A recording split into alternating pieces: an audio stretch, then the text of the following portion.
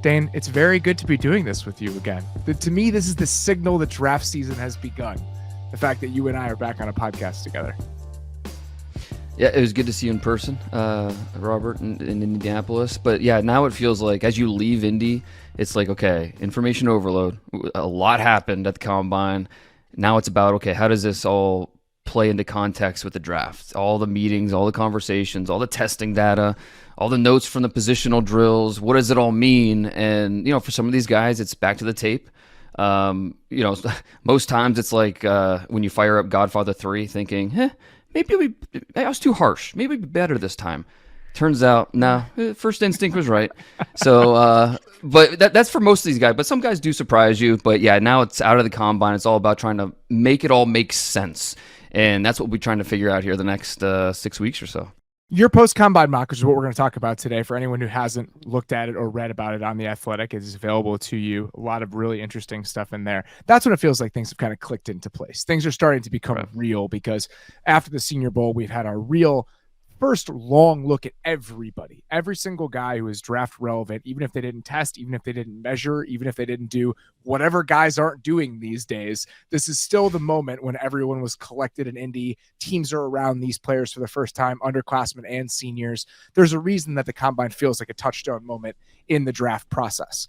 And in your mock today, you tried to make this thing as realistic as possible. We've got 7 trades in the first round, including 3 in the top 10. So this is no longer a frivolous exercise. When we get into March, this becomes something where you're really trying to pinpoint why teams are going to make these decisions and which directions they're going to go. Mock drafts are all about scenarios. That's what the whole point of this is. And let's be honest, trades are going to happen in the first round. It could be 3 trades, could be 8 trades. We don't know, but trades are going to happen in the first round. And it feels like this could be a trade-heavy first round with these quarterbacks. Some teams that like one player over the other. It feels like there's a lot of that this year. So why not do a mock where you're projecting some of these trades? And that's what this is. There's 7 trades. A lot of them are interesting. Some fans really like them, some don't. But yeah, let's go through it. I'm sure everyone was totally fine with everyone you mocked to their team. I guarantee you that's very cordial so far. Yes. Yeah. I have a lot of new best friends today. Yeah. Let's start at number 3 with New England, because I think that's really the first big pivot point in the draft, even though there's some smoke about Washington potentially looking to trade down, but I'll believe that when I see it because they're in a position to really find a game-changing quarterback with one of those first 2 picks. You went chalk with 1 and 2. Caleb Williams goes number 1. Drake May goes number 2 to Washington. The Patriots feel like a pivot point for a bunch of different reasons. This is one of the last spots for a quarterback if you want to trade up. They're a team and a front office in transition. So where you ultimately landed here is you had the Falcons coming up from number 8 to number 3, giving up a 2 this year and a 2020 first to do it. Why Atlanta and why Jaden Daniels in this spot? So, yeah, it feels like Kirk Cousins is plan A, right? That just listening to Diana and others talk about the situation, feels like the Falcons are going to make a strong play for him. Arthur Blank wants to compete now. But if Cousins goes back to Minnesota, doesn't want to uproot his family, the plan B for Atlanta, it feels like this is what it is. Trade up for that 3rd quarterback. And from what I heard, they really like Daniels. If that is who ends up being that 3rd quarterback still available. And, on the flip side for the Patriots too, I think they're in a position where they're not a rookie quarterback away from seriously competing. And what we know about Elliott Wolf and what I've been told about Elliott Wolf, obviously his Packers background, he wants picks. He wants to build that roster. So if they're not head over heels in love with the quarterback that's available there, I think you can pass on that guy and trade back. They'll have plenty of options. There's a lot of teams picking top 14 that will be at least examining those scenarios. But it's interesting with the Patriots as well, because let's be honest, if you're picking a quarterback in the top 10, or if you're any pick in the top 10, it's an owner pick. And the Kraft family, watching that offense last year, were disgusted with what they were getting from the quarterback position. So what's the quarterback plan for the Patriots? Is it Justin Fields? Is it Penix in the 2nd round? If they do trade away from this pick, they have to have something in place, because status quo is not going to be good enough. But it does feel like they're in a spot where they want to compile picks more than anything. It makes total sense. This is one of those scenarios where if you were to drop a quarterback into the current Patriots offense, the way that it exists right now, It's a bad situation. Yeah. And even if you have a lot of money to throw around in free agency, what sort of game-changing receivers or offensive linemen are going to be available in free agency? Tyron Smith's probably the best available left tackle. He's in his mid-30s. You need a left tackle. You need weapons of every kind. So if you're going to take Jaden Daniels here and not stockpile those picks, you're setting that guy up, if not for failure, then to have a real struggle early in his career. And the other side of it is, think about all the conversations we had last week, Dane, about the Patriots changing their entire scouting process heading into this pre-draft process. Doing that and getting to a point where you feel comfortable taking a quarterback in what is going to be a 2.5, 3 month period, that is a huge decision to make in that truncated space when you're going through so much upheaval and change at every single level of the organization. It really is an overhaul of what the identity of what they want to be as an organization from the front office. There's going to be a lot of upheaval. There's no question about it. And we just don't, there's a lot of unknowns right now. We don't know how they feel about these quarterbacks, because if you are in love with these quarterbacks, it's hard to pass regardless of the rest of your roster. You just don't know when you'll have a shot at one of these guys again. But we also don't know how they feel about the rest of the roster. They might feel like a total teardown is necessary. So there's a lot of unknown with the New England right now, but it does feel like a trade back feels like the most likely scenario. It's just a matter of how far back will they be most comfortable going? Because you look at Atlanta going back to 8, that you can understand that, but Broncos at 12, the Raiders at 13. Would the Patriots be open to moving back that far? That's also a part of this conversation as well. Going to 8, you have them taking Joe Alt from Notre Dame, which I think makes perfect sense. You still get a foundational piece and you add more picks as part of the process. And I think the contrast between where the Patriots are and where the Falcons are is a notable one here. The Patriots are at step 1. Truly step 1. Even if they're not framing it as a teardown, it's a teardown by definition. They have no players on the roster. Like typically you have to cut a couple of guys to get to a teardown. They don't even have to do that. So them stockpiling the supporting cast, making sure that when we end up making our move for a quarterback, we can put him in a decent spot. Atlanta's already there. This may be year 1 of the Raheem Morris regime, but this is year 4 of Terry Fontenot building this team. And they started that urgency last year in the way that they spent money in free agency. So I think that real push to say we have to come out of this spring with a quarterback makes total sense for the Falcons in a way it doesn't for New England. Yeah, urgency is the best word for it. No doubt about it. Let's keep moving here. You have another big trade in the top 5, and this one is music to my ears. I was yelling at you over dinner about this last week because I was so excited about it. You and Nate multiple different times on Prospects to Pros over the last couple of weeks talked about the Bears potentially moving up from 9 further up into the top 10 to get one of 3 these receivers, and that's what ultimately happens here. You have Marvin Harrison Jr. going to Arizona at 4, which has been mocked in this entire cycle. But then you have Chicago going from 9 to 5 to go get Rome Odunze from Washington. Why does this pairing make sense to you? Yeah, and I don't. Obviously, the Bears only have so many draft picks right now. Is it 5? If the Ryan Bates trade prevents the Bears from getting Rome Odunze, you don't even have to. I can't even describe to you how upset I'll be. I understand why they went to get Ryan Bates. We'll talk about that with Nate a little bit later. We already talked about that with Nate earlier today, but still, they're running out of picks here. Yeah, and I don't think they'd be excited to give up picks to go up there, but Poles isn't trying to give away picks here. So I understand if there is pushback on this, especially considering the depth of this wide receiver class. But I think that this trade-up scenario speaks to how good these receivers are at the top. Knowing what Poles values, I love the fit of Odunze to Chicago. He really is what a complete receiver looks like. The physical profile, the position-specific traits, the route running, the ability to finish through contact, the competitive mentality.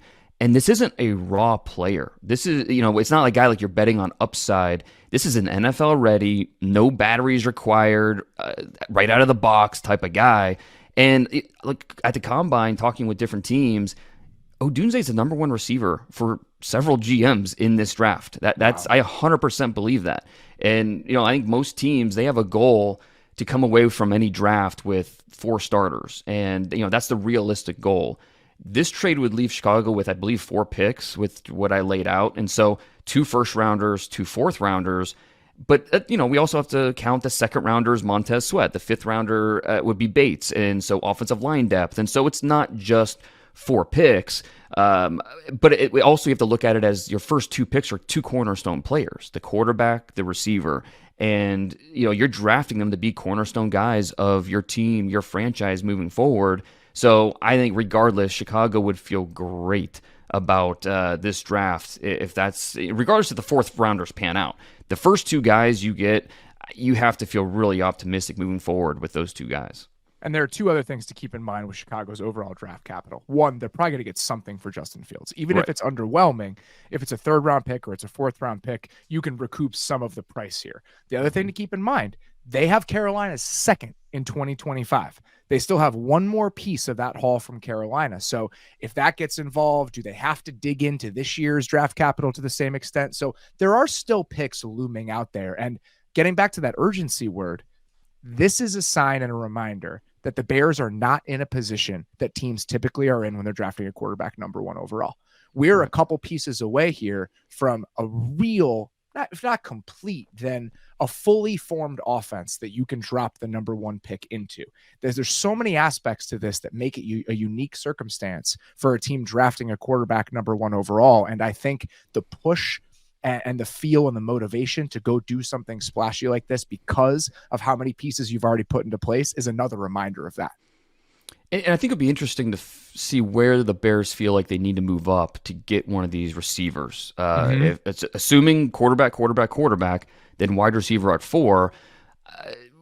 Could we see a team trade up to get J.J. McCarthy at 5? And if that happens, then maybe if you're the Bears, you trade up to number 7 if you're comfortable with, the 3rd of the 3 receivers that'll be left. It'll be interesting, 5 or 7, if that would be the target. I just have a hard time believing one of these receivers is going to make it all the way down to 9, just with the way that I know the league feels about them. But I think if they're bold about this, it's something they would not regret. So let's talk about the receivers and the picks available in that range. 2 things to keep in mind for me. The Cardinals right now, because of the DJ Humphries injury, do not have a starting left tackle. They do not have one. So as you keep in mind what might happen in the top 10 and whether they'd be willing to trade back, even though Marvin Harrison would be there, that lack of a starting left tackle within that offense and the amount of them in the back half of the top 10 is something to think about. And the other one within this top 7 or so, people kept mocking tackle to the Titans. I want people to go back and look at Brian Callahan's history specifically, the offenses he's been a part of and where those teams have drifted when it comes to their draft picks. He was in Denver when they had Demaryius Thomas and Eric Decker and Wes Welker around Peyton Manning. And he was just in Cincinnati when they picked those 2 receivers essentially in the 1st round to build around Joe Burrow. So even though they have a need for offensive linemen, I think a lot of things about his history would indicate to you that those 3 receivers might be gone by number 7 if the Bears wanted to stand pat. Yeah, and obviously the Titans drafted an offensive lineman in the 1st round last year with Peter Skoronski. And honestly, when it comes to the Titans, maybe I'll throw this out there, this is maybe where we start the Brock Bowers watch. In terms of positional value, it would be kind of hilarious if Ryan Carthon, his first 2 picks as a GM in the 1st round are a guard and tight end. But I mean, I think, where did he come from? He came from San Francisco. He sees Brock Bowers and he can see a little bit of Kittle there and how impactful that was to the 49ers offense. So, but yeah, I think your overall point is spot on. The Titans are going to look to get more dynamic on offense. What that looks like and how they do it is definitely up for debate because there's different ways they can attack it. But receiver is certainly in the mix here, as well as tackle, especially if they move back. It takes 2 to tango here. The Chargers need to be willing to do this. What have you heard about the Chargers' willingness and motivation to move back from number 5? Yeah, I think it's when I do a mock draft, I always run through the teams with my guys in the league and just to get their opinion about what they've heard, what they think will happen, what direction they think each team is headed. And with whenever the Chargers comes up, it's always the first thing they say, well, they want out of there. They're not going to, they'll kick back. And it makes sense, right? I mean, you and Nate have talked about the state of the roster and how it's not as ready-made as maybe some people think it is. And Jim Harbaugh obviously wants to build the roster his way, with the way identity he wants to bring to the franchise. So, and in this mock, I have him Chargers trading back to 9, and I think it's a perfect fit here. Talise Fuaga, Oregon State tackle, the best run blocker in the class. He's a natural right tackle. He can play tackle. He can play guard. I think when you look at that Chargers offensive line, he'd be a perfect fit, whether, he is starting at guard initially or, they just put him at right tackle right away. Fuaga is a guy that when I talk to teams about, hey, who impressed you this week in terms of the interviews, who really stood out, Fuaga's name came up more than a few times just with the way he carries himself, how bright he is.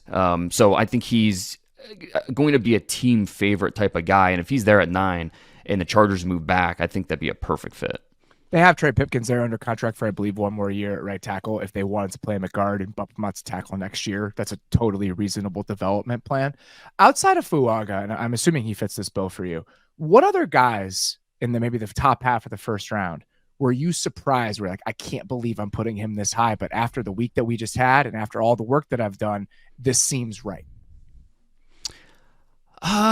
Well, the first defensive player drafted was a MAC player, which has never happened before. Quinyon Mitchell going 13. Just the fact that the first defensive player was at 13 was crazy. I don't think that's ever happened before.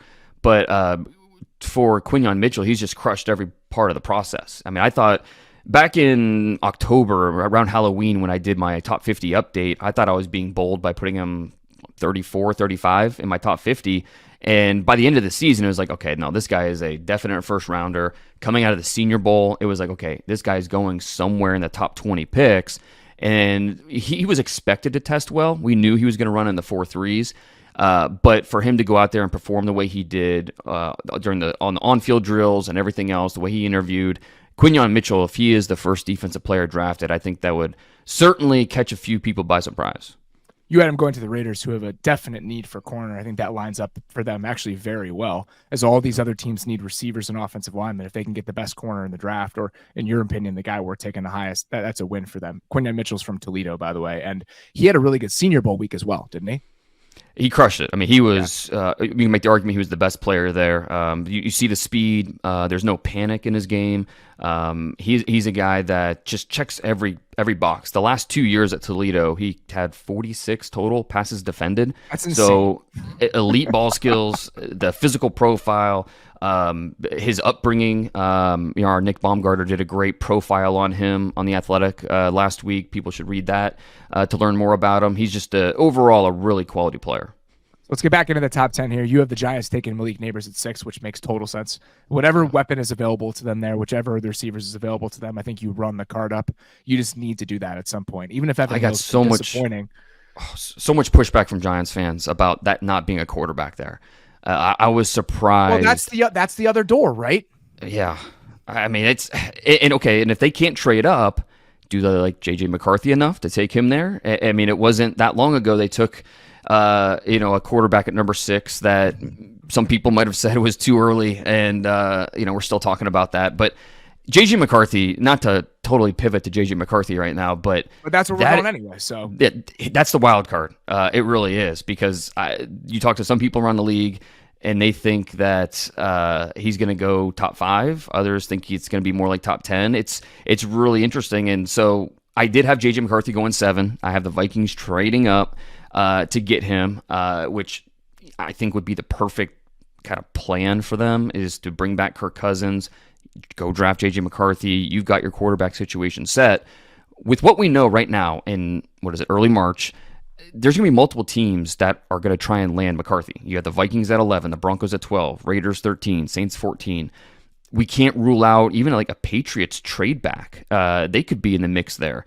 Like we said, the Giants at 6 are a possibility. So the conversations for all these trades, they really start at the combine. And our Raiders guys, Vic and Tashawn, do such a good job covering that beat. They mentioned how the Raiders were examining options to get in that 5 to 7 range, either to trade up again to get into the top 3, or maybe to take McCarthy if that's the direction they wanted to go. We know they need a quarterback. They're at such a disadvantage picking at 13. But we'll talk more about them in a bit. But back to McCarthy, it was funny leaving the Senior Bowl. I tweeted out that JJ McCarthy was going to be a top 12 pick because that was the vibe I was getting from teams. It's what made the most sense. It feels like he's not going to get out of there. There are too many teams that almost have to come out of this with a quarterback. Like there's almost like it's almost like a panic at this point. So that's why just to me it doesn't make any sense for him to get out of that range. And now because of that, I don't think he gets out of the top 7. I think JJ McCarthy is going to be a top 7 pick. It's just a matter of where. At what point does a team trade up to get him? And again, this is what I'm being told. This is how teams are feeling as well. They think the Giants at 6 or a team trading up to 5 to 7. They're expecting aggressive moves to go get the quarterbacks, and the Vikings could be one of those guys. So I think another important thing to mention with McCarthy, because it doesn't get talked about enough with him, is most general managers, the way they think when it comes to quarterback prospects, they believe it's the arm talent and the physical traits that sets the floor. So much we talk about these guys as, the ceiling because of the physical traits. No, the physical traits is what sets the floor. And then it's the interviews and the board work that determines the ceiling. And that's where McCarthy really shines because of the intangibles. Yeah, he has the tools. You can feel good about the floor. The body of work is not quite there, at least to the level you want. He only has, 750 dropbacks or so. But it's the intangibles that are really going to have teams hook, line, and sinker. And I mean, when you meet and talk to the guy for 5 minutes, you can understand it. You have the Titans going back to the range where all those tackles are going. So they still get one of those tackles even while trading back, which I think makes a ton of sense. But I'm with you. I just think that the price they'd pay, you had them trading 109 and a 2025 second, Minnesota, to go up from 11-7 to make this happen. And I think that they'd be willing to pay that sort of price. They know they have to get on the rookie quarterback timeline at some point. Justin Jefferson's about to make $35 million a year. They've already extended TJ Hawkinson. Christian Darrisaw is going to be up before you know it. Their front office is motivated to get this done. The question becomes, how do they pair that move with a usable quarterback right now to placate their head coach who wants to still be competitive? Like I mentioned, it's in a perfect world. The Vikings bring back Cousins, draft McCarthy for the long term, and it's always felt that way with the Vikings, with Kwesi and Kevin O'Connell. They wanted to walk that fine line of reloading while still competitive competing. Rebuild. Yeah, exactly. Yeah, you guys have talked about it. That it feels like that's the direction they want to go with the quarterback position as well. So, and look, last year things fell apart quickly after that Cousins injury. So having the long-term plan in place is also part of having some insurance. So you have a guy ready to go. And so O'Connell met with all the top quarterbacks in Indianapolis. They wanted to draft a quarterback early last year. They had to settle until the 5th round and drafted the BYU kid.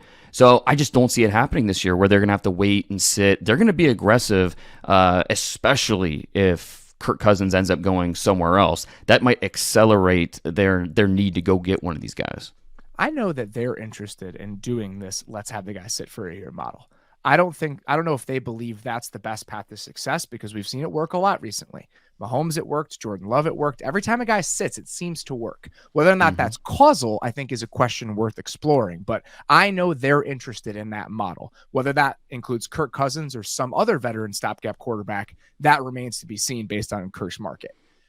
After we have McCarthy going at 7, the run on offensive tackles begins. You have Joe Alt going at 8 to New England, Fuaga to the Chargers at 9, Fashanu from Penn State going to the Jets at 10, and J.C. Latham going to Tennessee at 11. This, to me, sets up very well for all of these teams. I think you could throw the Chargers, the Patriots, and the Titans all into the same category. You have new regimes to an extent for all three, and you have a need to stockpile picks. So why not move back and get a starting caliber tackle in a class ripe with them and then add more picks along the way? So this stretch right here, and the Jets sitting at 10, it always set up well for them. They're going to need a tackle coming out of this process. There's going to be one there. So the way that this falls for you right here, this feels very clean to me. Yeah, it really does. And I think that's how there's a good chance that's how it plays out because, again, the tackle class this year is top heavy. I think I had 8 total going in the first round in this mock draft. But every team's going to have their favorites, right? Mm-hmm. And for different reasons. Like I said, Fuaga is the run blocker. Alt is kind of the all-around guy with upside. Why I think Alt's going to be the first tackle drafted. Fashanu is a really good pass protector, but developing as a run blocker. Latham, the right tackle from Alabama, is maybe the strongest player in the entire draft, but he has some hiccups, especially inside moves and guys crossing his face. And but all these tackles are a little bit different. With Callahan specifically, you can take the monster upside guy because you can bet on player development. It's just a sort of gamble that the Titans may be able to make that other teams couldn't in this range. Exactly. And so, these tackles, we're going to see our run on them, and it could start with those trade backs. It makes sense. These 4 in a row, and the order they go in, is this what you thought it was going to be 2 months ago, or has this shifted a little bit for you? Yeah, I think it's shifted a little bit just as you learn more about which teams, what they might be looking for. Like Fuaga is a guy that doesn't have necessarily like when you deconstruct him, he doesn't have the wow traits, but he has the best film of this group. And at the end of the day, it's kind of what matters. Give me the best football players. And so Fuaga, if he's the first or second tackle drafted, I don't think that'd be a surprise. Whereas back in October, that would have been somewhat of a surprise. Fashanu to the Jets, I think that's a match that I still think we're going to see the Jets be proactive in free agency, whether it's Tyron Smith or somebody to bring more depth to that offensive line. But also they're in a good spot to sit there and get a tackle that probably would have been a top 10 pick in last year's draft. So I'm still in these offensive tackles. It's really preference. And if Amarius Mims from Georgia, who I think is the most fascinating player in this entire draft, if he's the second or third tackle drafted, to me, it's not a surprise. It just depends on how ballsy you want to be because he has the most upside of this entire group. You have the Steelers getting aggressive and going up to 16 to get him. So where he ends up falling after getting measured, after seeing the way he moves, is going to be absolutely fascinating here over the next couple of months. You have Brock Bowers falling to the Broncos at number 12. It seems like one of the best players in the draft falls into their lap based on how the first 11 picks go. And then, like we said, you had Quinyon Mitchell going to the Raiders at 13. 2 very good players, 2 positions of need, 2 potentially foundational pieces as these teams kind of retool themselves, but not quarterbacks. So now both of them are in this position where is that guy going to come from and what are the avenues to find one? That's the number one question I had after seeing you mock these 2 to those spots specifically. If you poll 10 different people in the league who will be the Broncos starting quarterback in week 6 this year, I bet you get some wildly different answers from all those 10 people because I'm not sure what their plan is. Obviously, they both these teams, the Broncos, Raiders, they want quarterbacks, not a secret. Are they going to have to overpay in order to entice a team to get back to 12 or 13? Makes it tough. Maybe we see them trade up twice, like the Eagles did back in 2016 for Carson Wentz. They went from 13 to 8. And that was right around this time. I remember it was right out of the combine. One of the weirdest sets of 2 trades ever because the one from 13 to 8 was just a player trade. There's 2 players, Kiko Alonso, Byron Maxwell. That's it. It was just such a strange set of trades, the likes of which we don't often see these days. And this year, the Bills did the same thing, by the way. Remember? And the Bills went up halfway when they traded. Oh man, who was the left tackle that they had? Yeah, Cordy Glenn. They traded Cordy Glenn and moved up halfway because they traded him to Cincinnati. That was Cincinnati. Yeah. 100%. And so, but this year, will they find a taker willing to play ball? Because I think the strength of this draft is the top 10, top 12. And so, like you said, it takes 2 to tango. And will they be able to be creative enough to find that avenue to get up there? It's going to be really interesting. 2 guys that I was interested in when I saw their landing spot. Dallas Turner from Alabama at 14, Jared Verse from Florida State at 19, both pass rushers. You have them going to the Saints and Rams respectively. The picks make a lot of sense. New Orleans desperately needs to get more explosive up front and younger, and the Rams just need another edge rusher, period. It doesn't matter what age or however you want to get there. I'm curious, what type of prospects do you see these guys as? Because getting the top 2 pass rushers in the draft at 14 and 19 is pretty good for this teams, but are we talking about maybe a step down from other first-round pass rushers we've seen in recent years? Yeah, obviously, no Myles Garrett, no Bosa's in this group. It feels closer to that 2021 group with the Jalen Phillips, Kwity Paye, Rousseau, guys that went in the back half of round 1. Dallas Turner, he's been the top pass rusher from start to finish this entire draft process, and going back to the summer, because he's just a freaky guy. And we saw that at the combine. Humongous wingspan, the way he moves, the way he can run. He can stand up. He can play the run. He can be a middle linebacker if you want him to be. He can really be that Micah Parsons type. He's not quite that type of athlete, but he has the versatility to be all over the front seven, and his limitations are only bound by your lack of creativity. So I do think Dallas Turner can be that first guy drafted among these defensive players. And then Jared Verse, he's a power guy. I mean, he explosive power. But yeah, these guys are not. They're closer to that 2021 group than the true Myles Garrett's of the draft in terms of top prospects. Makes a lot of sense. Tons of others we can get into here. But before we get out of here, two pretty notable flashy moves for receivers in the back half of this draft. You have the Bills going from 28 to 24 for Adonai Mitchell from Texas, and then you have Carolina coming back into the first round to go get Ladd McConkey. Both of these are very fun. The idea that McConkey is now a first rounder and that Carolina would feel the need to go do this. Did you think that would be the case when you started thinking about this class? Well, back when I did my updated top 50 back around Halloween, I remember I snuck McConkey on there at like 45, thinking like, I don't know if he's going to go this high, but I just wanted to get his name in there. Yeah. And here we are. But yeah, I think when you look at Carolina, it's got to be offensive line or receiver, right? And if I'm going wide receiver, give me the guy who can get open, and that's Ladd McConkey. It's not just that he's fast, quick, sudden. He's very polished as a route runner, can create his own space underneath. Think about Bryce Young and what he needs. He needs a Ladd McConkey. So, yeah, exactly. And so if you're Dan Morgan, first-year general manager, are you really going to wait and watch him go at 32 to the Chiefs? It's trade a fourth or fifth rounder, go up, get that extra pick, and I think you're cooking. With Buffalo, we know Brandon Beane's going to be aggressive. It just depends on how these receivers stack up for him. Mitchell's one of the few guys left who actually has X traits.